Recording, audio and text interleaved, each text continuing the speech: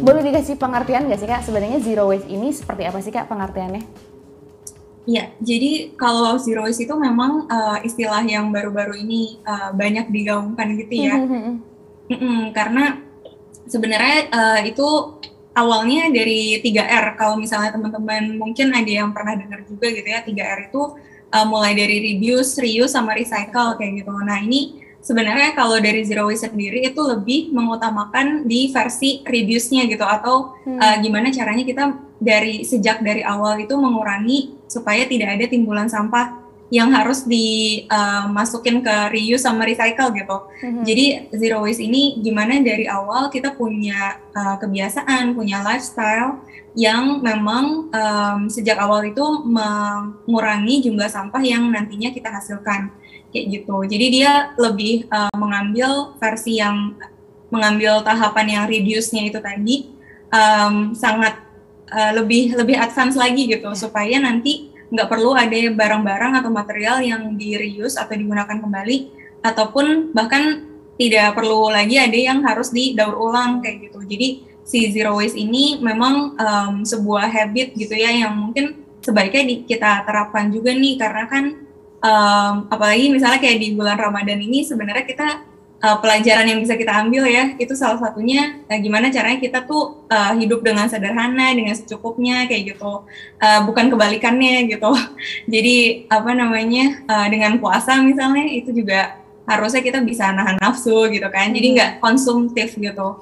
Nah jadi harusnya bisalah kita juga mencapai mempunyai kebiasaan zero waste juga pas lagi masa-masa bulan-bulan Ramadan ini nih gitu. Gitu. Aku melihat keterkaitan antara pengertian zero waste dengan ada kebiasaan meminimalkan sikap konsumtif, berarti Kak Hana ya? Nah ya benar-benar minimalisme gitu ya. Nah semisal kita sudah tertarik nih Kak, udah kenal nih pengertian dari istilah zero waste, kemudian ingin bisa menerapkannya ke sehari-hari.